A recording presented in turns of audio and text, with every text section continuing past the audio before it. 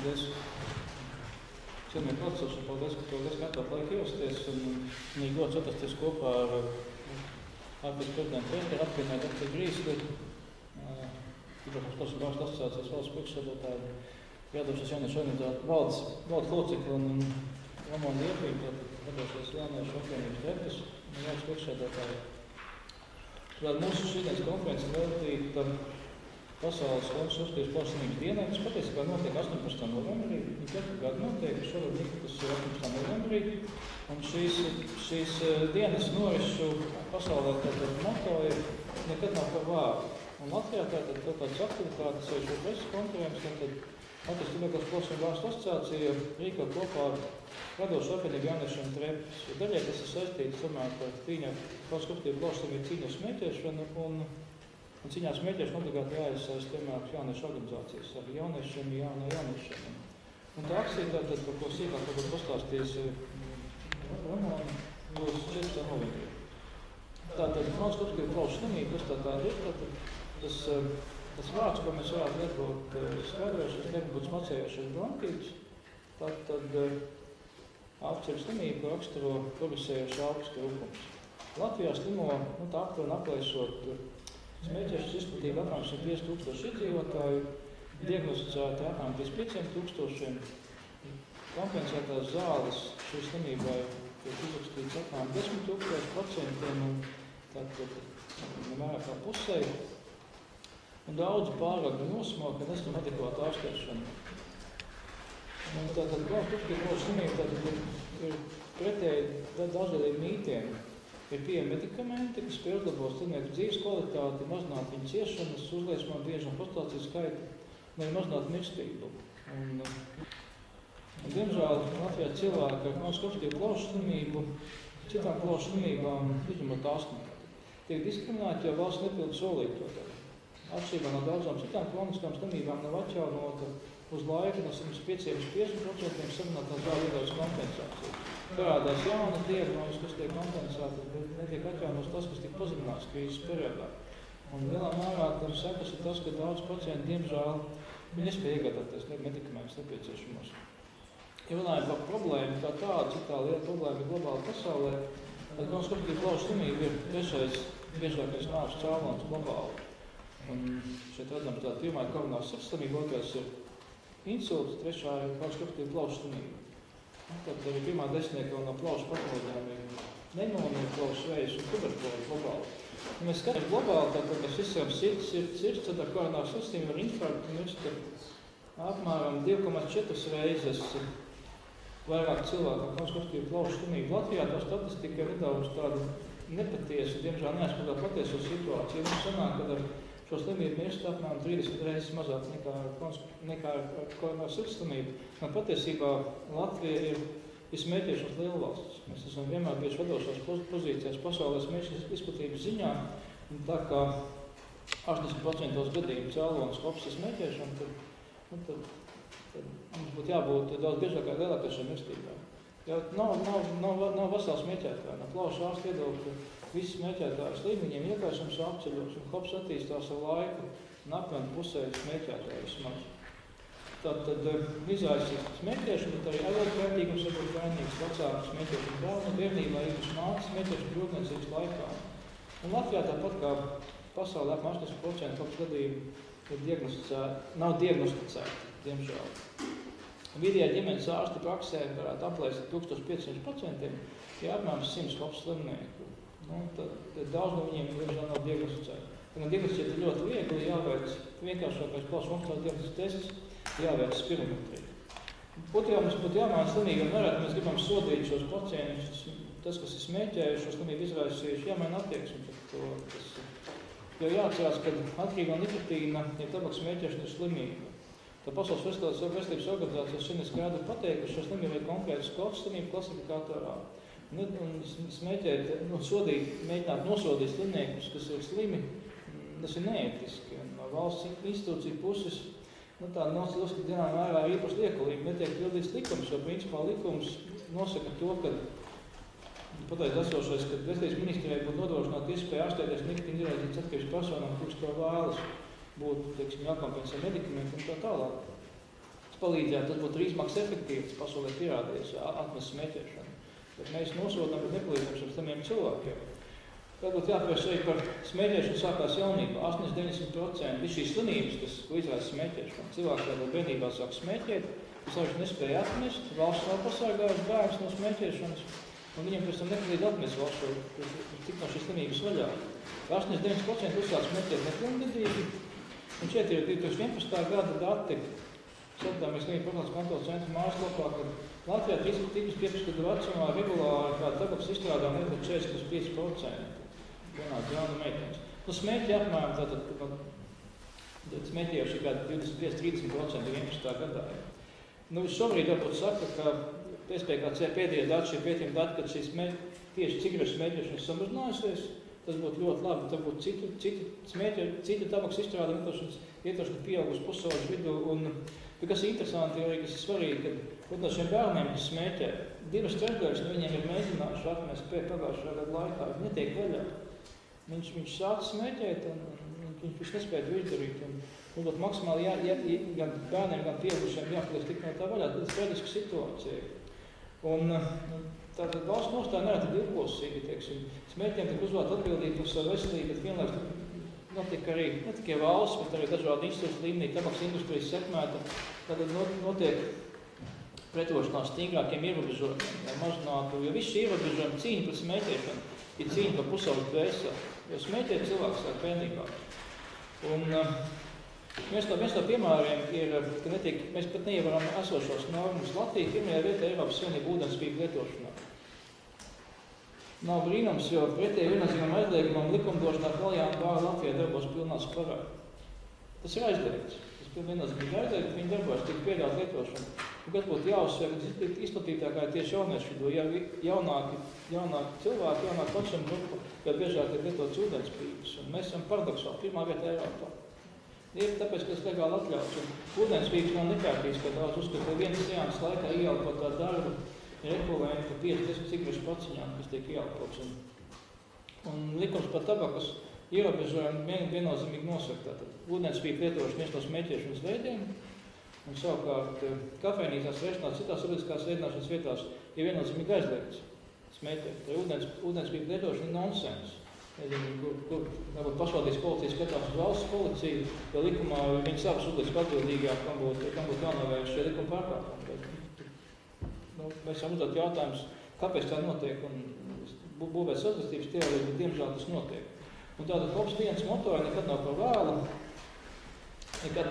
diagnosticēt non-obstruktīvu plaušu slimību, nekad nav par vēlu apturēt profilaksēšanu, pārtraukt smēķēt, nekad nav par vēlu uzsākt ārstēšanu slimības, nekad nav par vēlu aktivizēt cīņā par pusauģu bērnu, pusauģu dvēseli, cīņā par smēķēšanas, tālāk ierobežošanu, likumdošanu, stingrāk likumdošanu.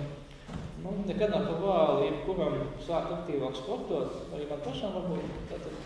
Un tad šis ir tas moto, kad, teiksim, arī cilvēki nākst, un katrs domās, katrs teiks pats, ko un nekad nav par vēlu darīt šī akcijā. Un arī pasmaidīt varbūt nav par vēlu. Paldies. Tagad turpinājumā vārds doktorei Līslai pulmonoloģijai. Doktor,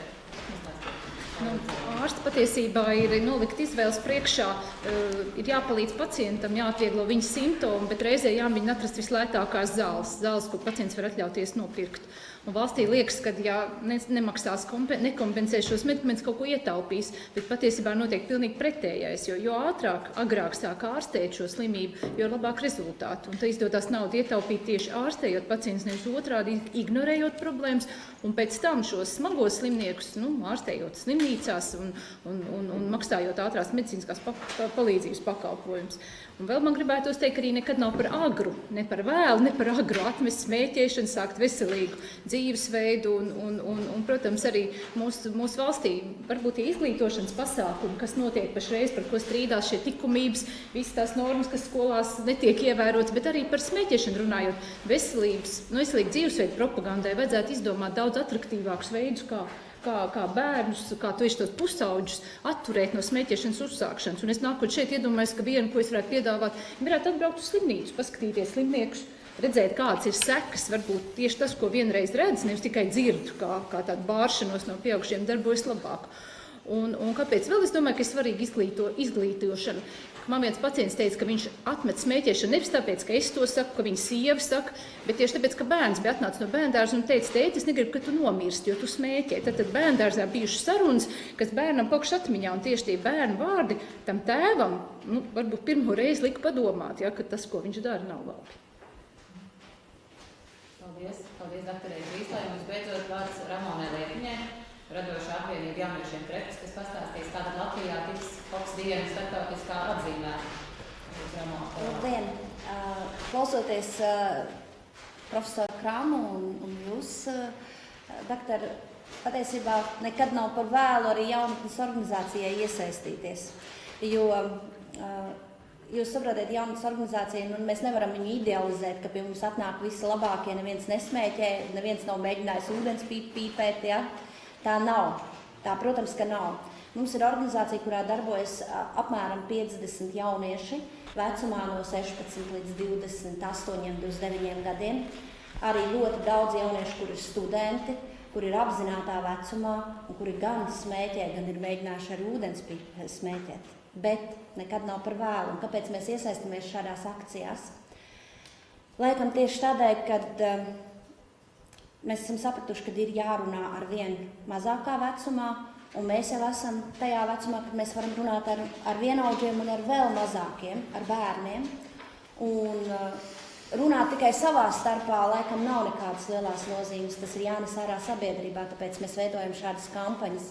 Kampaņās mums atbalsta Tuberkulozes un plaušu slimību ārstu asociācija, un šī kampaņas tieši aktivitāte notiks 14. novembrī Modes un izklaides centrā Rīga Plaza, kas atbalsta mūsu ļoti jauki ar telpām un šo aktivitāti. Un tātad pasākumu vadīs aktieris Kristaps Rasims, ļoti atraktīvs cilvēks, arī pats jauns. Es domāju, ka viņam arī ir savs sakāmais, ko teikt. Un pasākumā mēs apkoposim ļoti interesantas metodas. Un tieši tās ir tās atraktīvās metodas. Protams, mēs pie šīm metodēm netiktu, ja mums nepalīdzētu arī ārsta asociācija, jo šīs metodas ir, protams, arī ar veselību saistītas.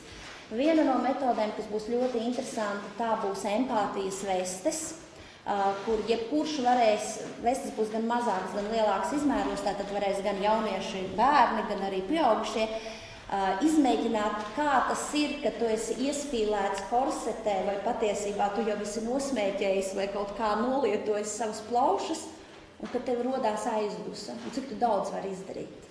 Vai tu vari uzkāpt pa kāpnēm, vai tu izdarīt vari kādas atraktīvas lietas, kaut ko celt, smagums, un tad tu pats sajūti, cik tev ir grūti.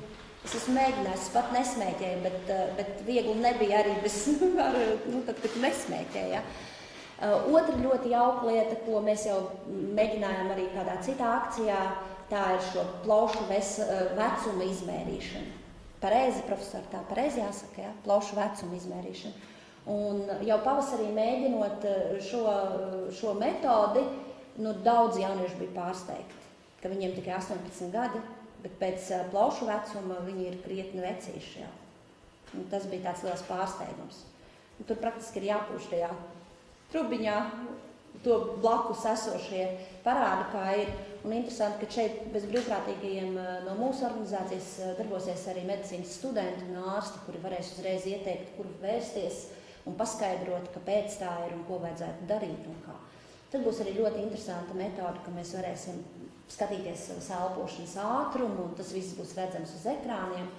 Un kā jau katrā kampaņā cilvēkiem ir jādomā līdzi un pozitīvi jādomā. Un kas ir tas, nekad nav par vēlu, jebkurš varēs to uzrakstīt uz lielā ekrāna.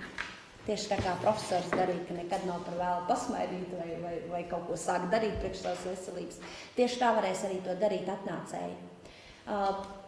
Protams, ar mums kopā būs kāda deju grupa, un ar mums kopā atnāks izmērīt savu plaušu vecumu un aktivitātēs piedalīties arī sabiedrībā populāri zināmi cilvēki, kuri ir gan smēķējuši, gan atmetuši smēķēšanu, kuriem ir savs viedoklis un varbūt arī iespēja parunāties ar apkārtējiem.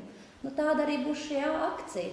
Un, ja runā par jauniešu organizāciju, tad tiklīdz mēs sākām ar šīm lietām nodarboties un draudzēties ar ārstu asociāciju, mūsu biedrībā neviens vairs tā kā par atklātu, kāpēc atklātu, jo, protams, neviens nevar izsakot, ko cilvēks dara mājās, bet nav runa vairs par ūdenspīpas pīpēšanu, kas patiesībā kādreiz tas likās diezgan populāri.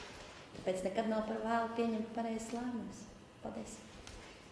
Paldies, Ramonai, un ceram arī jūs žurnālisti aicinām sestdien, 14. novembrī uz Rīga plāzu piedalīties no 12. līdz 15. šajā Oks dienas aktivitātēs.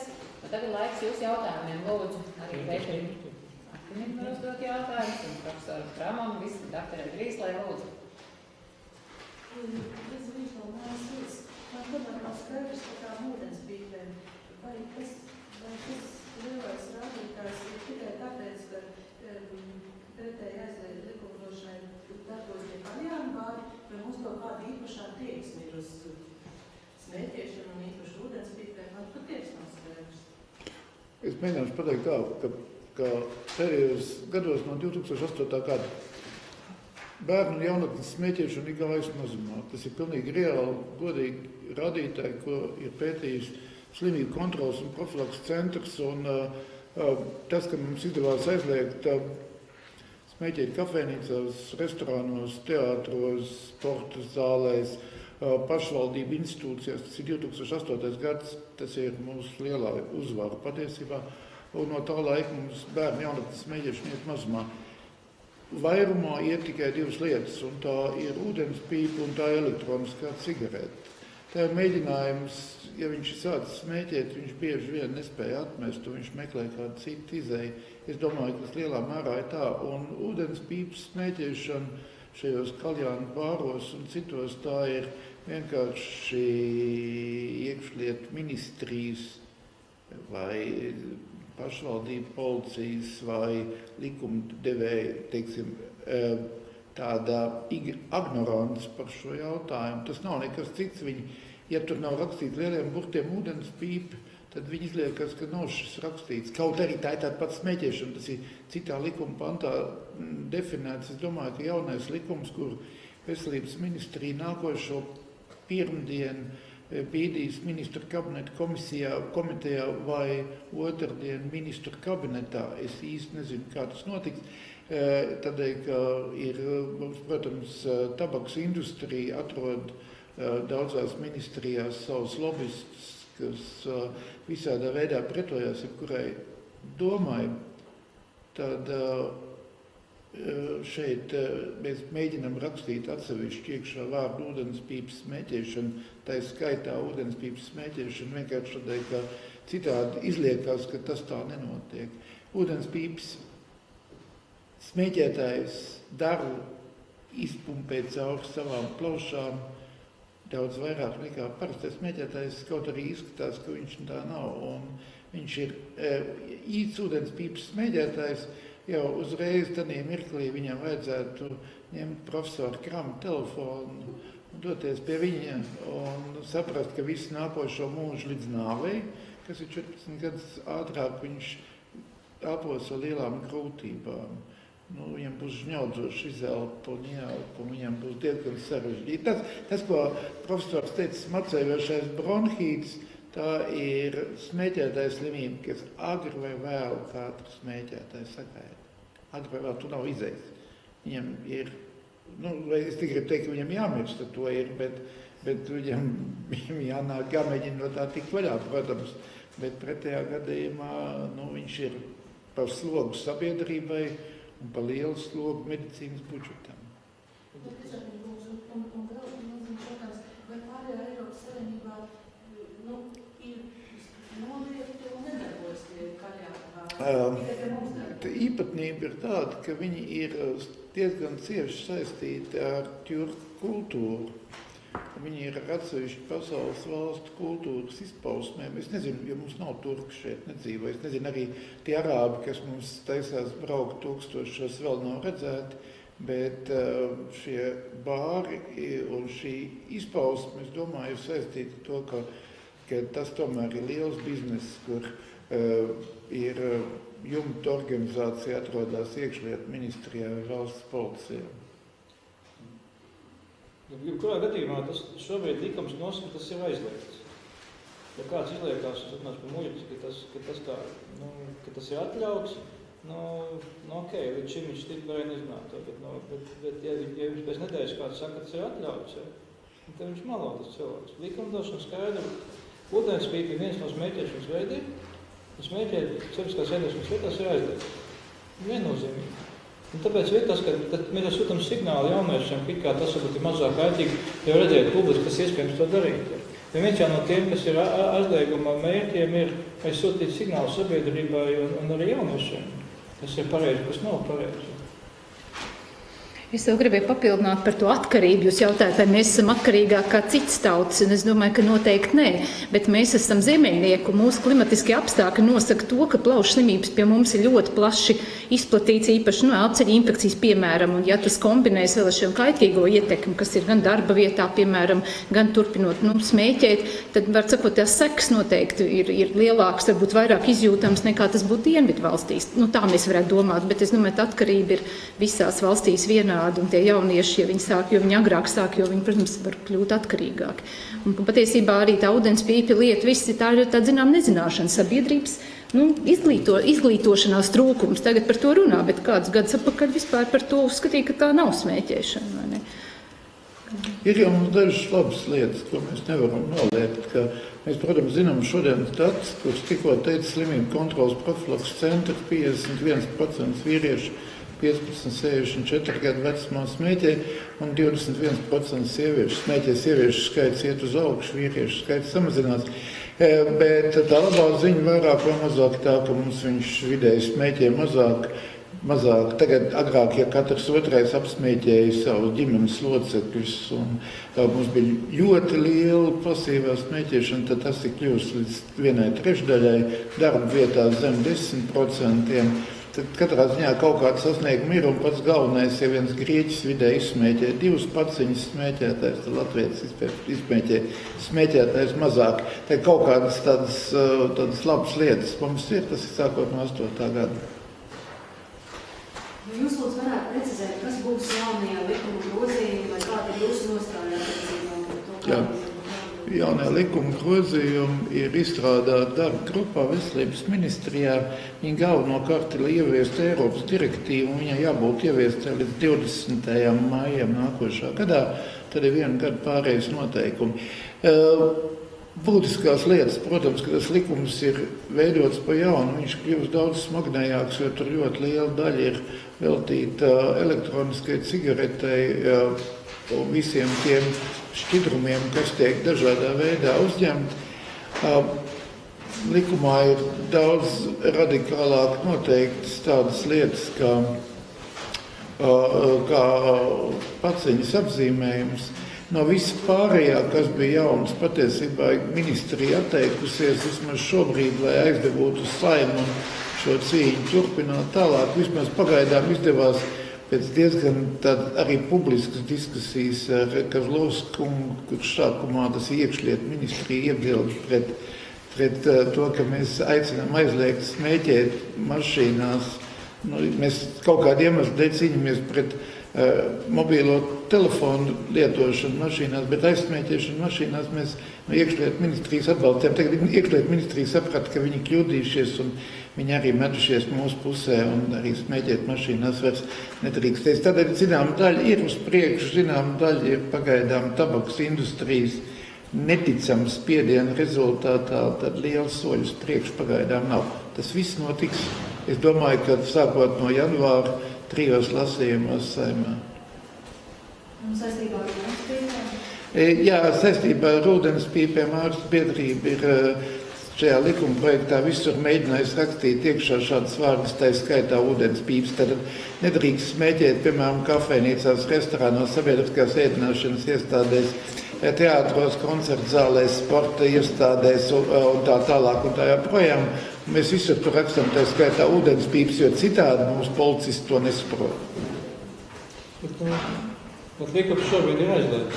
Mums jāizliedz Bet mēs esam spiest rakstīt iekšā šo mistisko vārdu, tai skaitā, jo citādi, ja viņam neuzrakst tieši, tad policists, diemžēl, nesaprot. Tas ir tieši tāpat, kā mēs rakstam tik ilgi, kamēr mēs neuzrakstam viņam ļoti precīzi, tik ilgi mums ir veikali, kuros 24 stundas kafejnīca, kur tirgo alkoholu un visādi citas izklaides. Policisti vienmēr atrod iespēju pa maz, bet taisnīgi atbalstu un neaiztikt šo biznesu. Es gribu uzreiz rakstiet pilnīgi droši. Katrs, kas tirgo cigaretes, savā būtībā ir slepkava. Gan lieltirgotājs, gan ražotājs, gan maztirgotājs. Vai jūs varētu arī raksturot, cik dārgas ir tās zāles un cik būtiski ir šī valsts lielākā kompensācija? Tas, protams, atšķirās, cik smagi ir slimība, bet tāds, jāsaka, vidēji smags pacients, pat pietiekuši saulaicīgi atklāts, spiests piemaksāt mēnesi apmēram no 30 līdz 40 eiro līdzmaksājumu zālēm. Tās zāles ir vēl rēķina 2 reizes dārgākas. Un ja cilvēkam ir vēl kāda citas slimības, piemēram, sirds slimības vai vēl, tad arī papildus, protams, viņš saņem vēl citas zāles, kuras arī viņam ir jāmaksā. Un mēs varbūt tā nepieminējām to, ka hops ir tā slimība, kas ne tikai bojā plaušas, un ne tikai tas smacējušais bronhīts, bet patiesībā jau tas iekaisums ir visur organismā. Un var pat teikt tā, ka tie sirdslimnieki, ko mēs redzam kā sirdslimniekus, patiesībā ir gan hops, gan sirdslimnieki, un iespējams sirdslimnieki tieši hops dēļ. Ja, tad smēķējošie kardioloģiskie slimnieki, ja, iespējams ir hops slimnieki. Un ja mēs viņiem sirdi ārstējam, bet plaušas nē, tad mēs faktiski viņus ārstējam tikai pa pusei. Ja, un tas maksājums, līdzmaksājums pašreiz, tas faktiski pensionāram nav reāls, strādājušam cilvēkam, kā kuram. Un, protams, mēs ikdienā ārsti redzam, ka cilvēki vienkārši taupa zāles. Viņi lieto tad, kad ir tikai slikti, vai tad, kad tikko pēc slimnīcas, ja, un tiklīdz paliek labāk, tā sāk ekonomēt. Es šodien Saimā arī bija šāda līdzīga saruna, un es viņiem stāstīju klīnisku gadījumu, kas īstenībā attiecās uz plaušu slimību. Tātad tas ir vīrietis, gandrīz 70 gadus vecs, agrāk populārs ierēdnis, smēķētājs visu mūžu, pirms dažām nedēļām Austrumu klīniskā slimnīcā, operācija, kurā viņam caur artēriju viss kājas garumā tiek mēģināt attīrīt no trombiem un tiek iešūtas arī protēzes, aortas daļēji, augšstilbu un gūžu artērijas daļēji. Daļa no kājas tomēr tiek zaudēta pēda, bet visu kāju nenoņēma. Viņam vajadzēja noņemt visu kāju. Izmaksas valstī 110 000 eiro. Vēlreiz, šī operācija ar visu to, ko viņam izdarīja, 110 000 eiro. No jūsu nodokļu samaksātās naudas. Bet 1000 cilvēkiem mēs nogriežam kājas. Vēlreiz, 1000 katru gadu smēķētājiem mēs nogriežam kājas. Protams, tā ir lielākā daļa kombinācija, bieži, vai tā teiksim, kombinācija smēķēšana plus diabēts. 1000 kājas gadā. 100 sadeguši smēķētāji, kuri sadeg kopā ar savām mājām un iedzīvi. Ja mēs dzirdam, ka ir nodedzis mazs bērniņš tādēļ, ka nodedzināja viņu vecmāmiņu, tas ir smēķēšana. Ja mēs zinām par dūmiem, kas ir otrreizējie un trešējie dūmi, bet tad es saku, tā ekonomika, tad vismaz pusi no Latvijas ugunsgrēkiem ir smēķētāji, vismaz 2/3 no meža ugunsgrēkiem ir smēķētāji, un tā ir jautājums par Latvijas ekonomiku. Par plaušu funkciju, patiesībā sakot, mēs runājam par holesterīnu skaidrs jānosaka, jo slimniekiem plaušu funkciju daudz, jo sliktāk plaušu funkcija daudz būtiskāk prognozē infarktu, insultu risku nekā holesterīna skaidrs. Patiesībā, jo, kā doktori Giesel teica, tas ir plaušos iekārsums cilvēkam, jo izteiktās plaušu iekārsums jau smagāks kops, jo otrādi jau smagāk kops izteiktās iekārsums, jo tas viss ieskolojas sistēmiski asinsritē un infarktu, insultu risks pieaugšana pacientam. Tas, ko Pēters stāstīja par šiem perifēriem asinsvadiem, visi savstarpēji saistīts. Ārstējot, diagnosticēt un ārstējot kronisku plaušu slimību un, veicināt smēķēšanas atmešanu šiem cilvēkiem, viens no argumentiem, kāpēc varētu atmest smēķēt, ir šī diagnostika. Un tas vienkārši mēs jau novēršam citu slimību risku mazinājumu. Tas arī augstāk izmaksas efektivitātē visam. Mums vēl, protams, būtu būtiski tomēr teikt arī, ka hops ir viens no galvenajiem. Tā taciņa ceļā uz plaušu vēzi. Lielā mērā tas tomēr ir plaušu vēzis. Tāpat kā aizkuņu dziedzeru vēzis, kuņģu vēzis, arī daži citi no balsenes vēzis, lūku, mutes, dobumu un citi. Tomēr ar milzīgu atrāvienu ir vairāk smēķētājiem, parasti 8-1, 10-1 smēķētājiem pret nesmēķētāju. Protams, pa vidu ir ļoti daudz, kas ir arī pasīvie smēķētāji, kurus apdraud tieši šis smēķētājs bloks. Tagad smēķēšana mūsu valstī ir viens no sabiedrības būtiskākiem apdraudējumiem. Saīsina dzīvi. Profesors Krams sacīja, ka smēķētājs dzīvo vidēji 14 gadus īsāk mūžu. Tas ir vidēji, tas ir katrs otrais mums priekšlaicīgi. Tad rēķiniet, ka viens nodzīvos, viņš ir slims, nav vesels smēķētāji no plašās viedokļa, bet tas divreiz ātrāk nomēs, tas nav 14, bet 25 gadu apmēram. Amerikas Savienotās valstīs, Austrālijā, Japānā 2 no 3 smēķētājiem šobrīd ir nodzīvos priekšlaicīgi no smēķēšanas ieslietām slimībām. Latvijā tas būtu katrs otrais nodzīvos priekšlaicīgi. Bet tas viss tas sākums ir bērnība, tas ir bērns pusauģis. Mēs varam cīnīties ar smēķēšanu pusauģu vidū, bet vēsā varam cīnīties, un otrs mēs varam palīdzēt šiem smēķēšanu cilvēkam atnes smēķēt, vēl veidot vidi, sabiedrības attieksmi un tā tālāk. Ja kāds mums saka, ka akcijas nodoklis ir svarīgs, viens akcijas nodoklis nespēja kompensēt to postu, ko nodoklis smēķēšanu. Akcijas nodoklis ir varbūt viņš daļai kaut kādā mērā kompensēt kaut kādu nodokļu ienākumu valstī, bet tur Amerikas Savienotās valstīs laikam tas ir no vienas paciņas nodokļa $1,5, ja $2,5 laikam Amerikas Savienotās valstīs, $2,5, un tie tiešie zaudējumi veselībai un ekonomikai maldos $18-19. Bet ir vēl citi zaudējumi, kas netiek ierēķināti. Tur ir tas neviens akcijas, tas ir.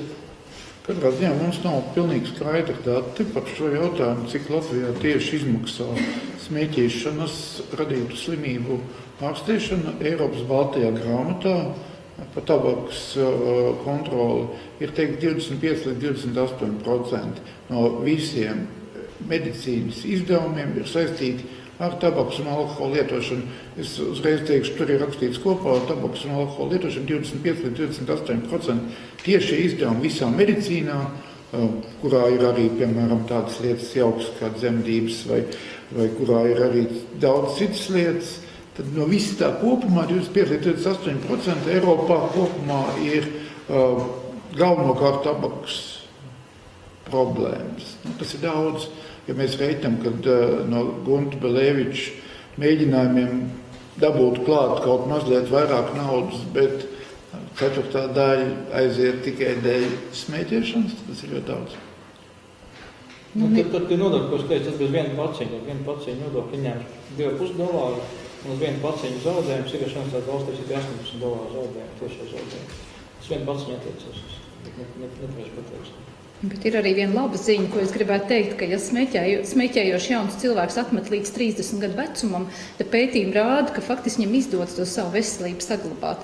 Tā kā ikvienam, kurš ir smēķētājs un vēlas atmest, mums arī ir kaut kas labs, ko pateikt. Ja?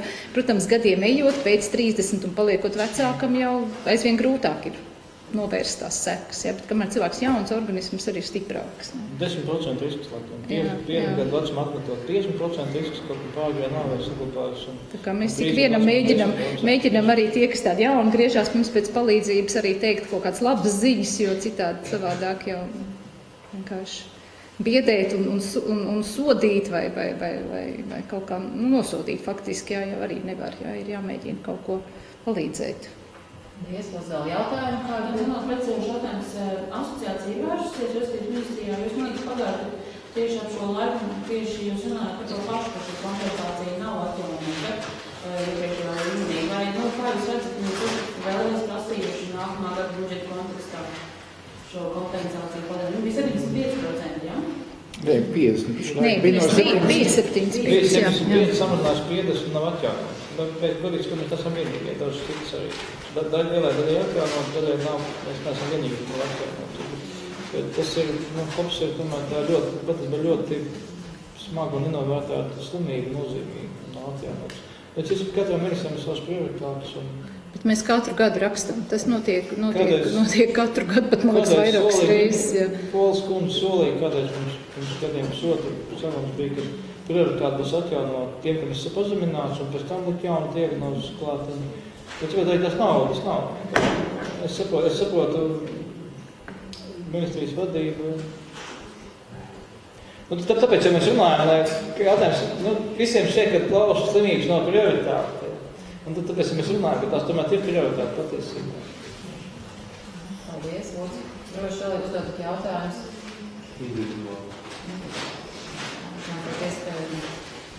Paldies. Vairāk jautājumu nav, tad jā.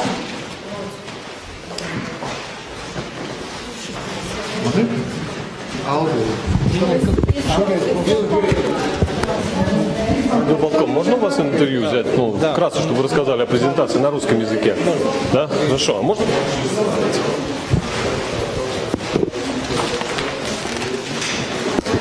Не надо.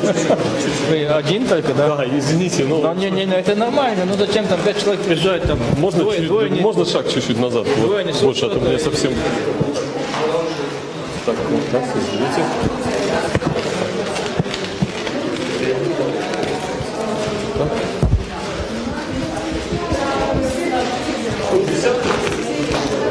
То же самое, что...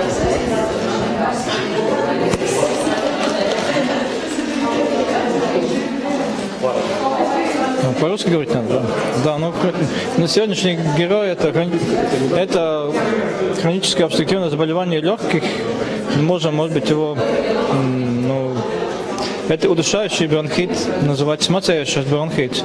Может быть на английском языке это был бы killer bronchitis, потому что это бронхит-убийца, потому что этого заболевания, это третье заболевание по частоте, от чего вообще в мире умирают люди.